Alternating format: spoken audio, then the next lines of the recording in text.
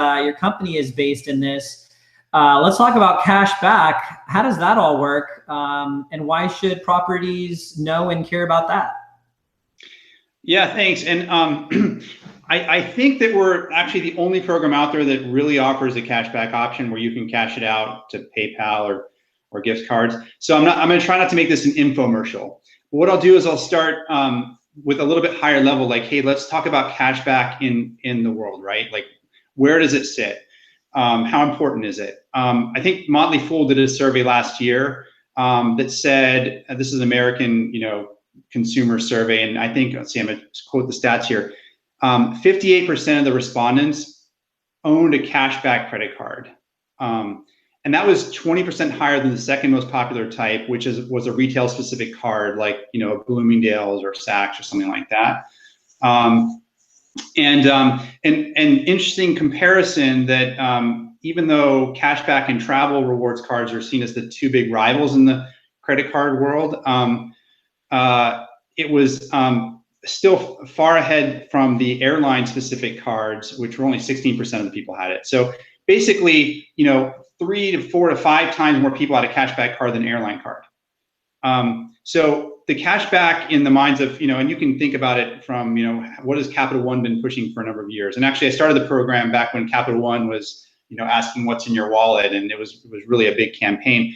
But it's not only the cashback credit cards that do it. There's a version of cashback that two of the biggest retailers use, right? So Amazon, if you have their credit card, you get 5% back to use on their products, which is essentially a cashback card because they have anything you don't want to buy, right?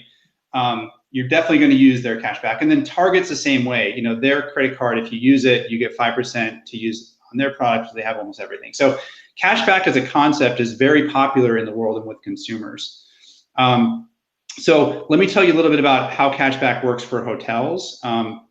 So the main thing that we started with the guest book, it wasn't, we weren't focused on hotel loyalty. We weren't focused on network loyalty. We had to start with 0 hotels. I started it in 2014 with 0 hotels.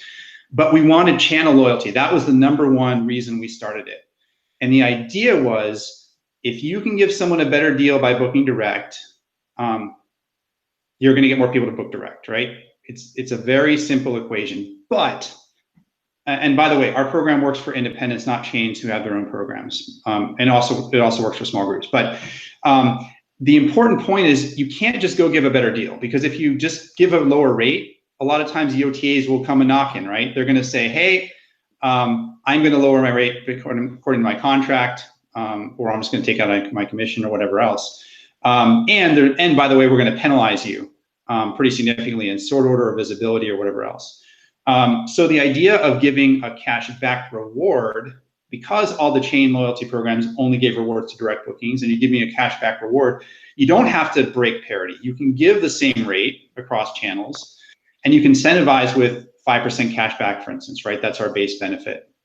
So book direct, you see it merchandise, hey, get 5% cash back via PayPal or gift cards, or book on the OTA, it's the same price, but you get you get the cash back if you book direct. So that was the main thing. It was channel loyalty.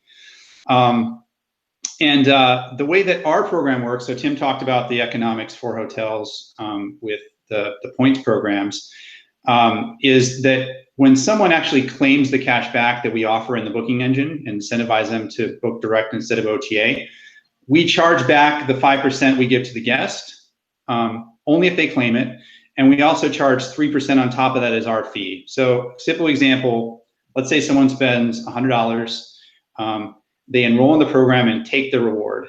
We give them $5 if it's a one-night stay. We'd ask for reimbursement from the hotel for that $5 at the end of the month after the stay completes, and we ask for $3 more for us for doing the program.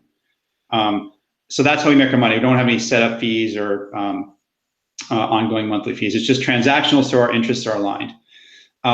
So that's the simple economics. The important thing there is the breakage, though, right? If someone sees the value, if someone sees this offer to them in the booking engine or on the homepage, but ultimately they don't check the box to enroll and subsequently confirm their account and log in and create their profile, the hotel pays nothing. So I kind of say it's the rightful approach to discounting. Discounting says, here's a discount And by the way, if you're a consumer and there's a discount and a non-discount and everything else is the same, you're going to take the discount, right? You don't know. Inder might have wanted to pay full price. He was going to pay full price, but then you offered Inder a discount and he took the discount.